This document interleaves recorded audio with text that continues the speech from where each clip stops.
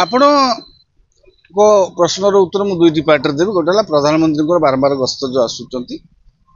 देखो प्रधानमंत्री होती देशर नेता सी कौ राज्य को जी कौ राज्य को न जी कौ राज्य को जीवा आवश्यक एजेंडा कौन से अनुसार से राज्य गस्त कर राज्य को 10 थर जाऊँ कौ राज्य को जमा जाऊना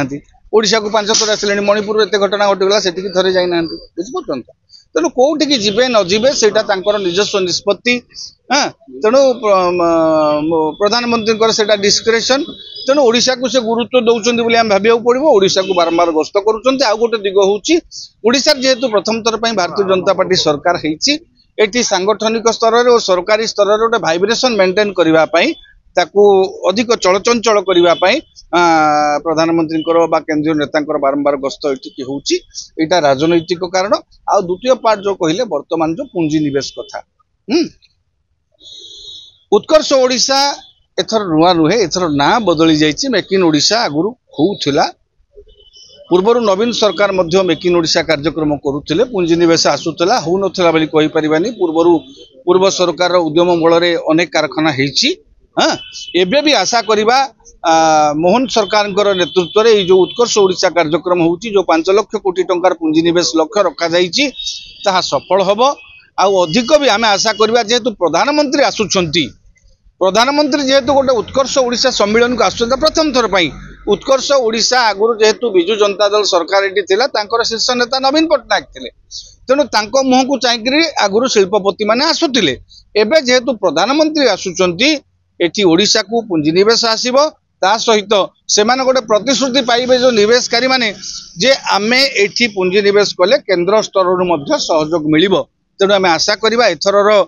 उत्कर्ष ओडिशा कार्यक्रम निहाती भाव में पूर्व थर अपेक्षा अधिक प्रभावशाली हो पारिबो और अधिक रु अधिक पुंजीनिवेश आसीबो जेते पुंजीनिवेश आसुची आसु आमे आशा करिबा खनिज भित्तिक शिल्प को छाड़ी अणखनिज शिल्प अणखनिज भित्तिक जो शिल्प को अधिक गुरुत्व देवे बोली राज्य सरकार अनुरोध करवा कारण खनिज संपद हूँ आम सीमित संपद जदि लगातार भाव में खनिज संपद को आम 10टा कारखाना जगह जदि 15टा कारखाना करदे लुहा कारखाना ताले जो अच्छी तो खनिज संपद अच्छी ता सरीज ए खनिज संपद पर केवल आमर अधिकार नहीं आम परवर्ती पीढ़ीर अधिकार अच्छी आमे परवर्ती पीढ़ी खनिज द्रव्य साइती रखिबार आमर उत्तरदायित्व सेटा आमे सेटा को मध्य देखिबा जेमिति रैशनल यूज बा wise use of mineral resources करा जाई परिबो सेतिकी संख्यक शिल्प प्रतिष्ठा हो सेति पई पुंजीनिवेश आसु आउ बाकी आपण देखिबे जोड़ा अणपारंपरिक जो उत्स जोड़ा असरंती उत्स जोड़ा सौर शक्ति है जल विद्युत शक्ति है सौर पवन शक्ति है आमर एत बड़ कोस्टाल बेल्ट 480 किलोमीटर अधिक कोस्टाल बेल्ट अच्छी ताकू आधार करके गोटे हो परिवेश पर्यटन जनित हो पर्यटन भित्तिक शिल्प हो होटेल शिल्प हो ए समस्त दिग प्रति अधिक रु अधिक जेपरी पुंजीनिवेश आसीपर अणखनिज क्षेत्र में राज्य सरकार दृष्टि जत्नवान हेबे जहा द्वारा कि वास्तव में एक्चुअली खनिज सरीगला ओडिशा रे केमती विकास आम करिपरिबा आमे जदि अन्य उत्स गुडी को एक्सप्लोर करि नथिबा तेबे आमे भविष्य में केमिति आमर भविष्य वंशधर बंचिबे केमिति तेणु सेमानक पई मध्य खनिज संपद आमे साइतिक रखिया को पड़िबो एवं सस्टेनेबल डेवलपमेंट पई आमे अण खनिज शिल्प उपर अधिक गुरुत्व देले निहाती भाव में राज्यर सस्टेनेबल ग्रोथ हो पारिबो आ गोटे कथा जे प्रधानमंत्री बार बार गस्त तेणु करिकी ए जो गस्तटी राज्य बीजेपी को हुए तो बीजेपी भल खबर हो पारे किंतु एटा राज्य बीजेपी भी गोटे असुविधा पलटुन तो कारण बार बार प्रधानमंत्री गस्त करवा बीजेपी को सुदृढ़ करुच्ची ना नाई ताको एक्चुअली प्रकृत में दुर्बल भी करुच्ची नाई नाई नाई नाई प्रधानमंत्री शीर्ष नेता जिते दल आसुँच सांगठनिक क्षेत्र में गोटे चहल पहल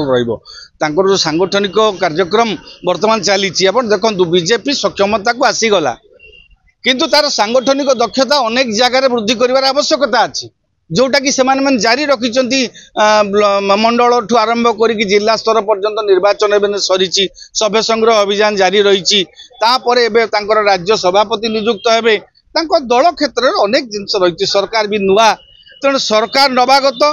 दल भी वर्तमान सांगठनिक दक्षता को वृद्धि करा पड़ो ए समस्त केवल प्रधानमंत्री नुहति केंद्रीय नेता मानकर घन घन ओडिशा गस्त होउची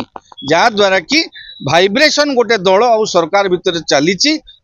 आम यह सत्य जे प्रधानमंत्री गस्त फल विकासमूलक कार्यक्रम जो भुवनेश्वर मेट्रो ट्रेन कथा कहतु 2 मास है कम हो पारे केते क्षेत्र में विकास प्रक्रिया शिथिल हो जाए सत्य किंतु प्रधानमंत्री आसवा द्वारा भारतीय जनता पार्टी सांगठनिक स्तर में और राज्य सरकार भितर गोटे भाइब्रेशन रहुछि जोटी विकासमूलक कार्य हो पारुनी सेठी सरकारी दल सुदृढ़ हला केमिटी सरकारी दल तामाने दुर्बल हैला आपण देखंतु गत बजेट रे एते परिमाण अर्थ बराद करा जाइथला केते खर्च होईची सेटा राज्य सरकार जना पड़िबा 1.5 मास समय रहिला हां ए वर्ष पुणी नुआ बजेट को जाउछंदी गत वर्षर बजेट ता तो तांकर निजस्व कहले न तो पूर्व सरकार बेलर बजेट को केते को नाम परिवर्तन करिकरी केते करे नुआ अवश्य आउ केते को सेमिति मध्य प्रचलित होउची हां किंतु ए वर्षर जो बजेट टी करिवे सेटा तांकर निजस्व बजेट जना पड़िबो सरकार को भली भाबरे आगु को विकास प्रक्रिया को त्वरान्वित करिवे ग्रामीण विकास उपर कहिसंती कृषि क्षेत्र विकास उपर केमिति करूचंती स्वास्थ्य शिक्षा एबे शिक्षा नीति की लागू करबा को जाउचंती शिक्षा नीति लागू करिया पहिले खाली नीति तो लागू कर देले हबनी क्लास बढ़ाई देले ऊपर तळ कर देले हबनी तापे आवश्यक भित्तिभूमि आवश्यकता जो पर्याप्त अर्थ दरकार हां तेणु राज्य सरकार विकास प्रक्रिया को एबे ठिकणा भाबरे नै नाहंती माने आरंभ होईची प्रक्रिया किंतु गति धरिनी तेणु गति धरिव आशा करवा आसंता बजेट जो व्यय बराद हम निश्चित भाव निहाती भाव में आप जहाँ कहूँ सहित असहमत नुहे जे वीवीआई मानकर जो बारंबार गस्त लगातार भाव में गोटे गोटे 7 मास व्यवधान में 5 थर गस्त निहाती भाव में से जो समयटा को लेकरी ता ऊपर अधिक टिके जत्नवान हो पड़ुंट सरकार और सरकारी कल सेटा टिके निहाती भाव में केतेकांश विकास को बाधक सृष्टि करुच्ची हेले मैं आशा करिबा आगामी दिन में विकास प्रक्रिया अधिक अधिक त्वरान्वित हब।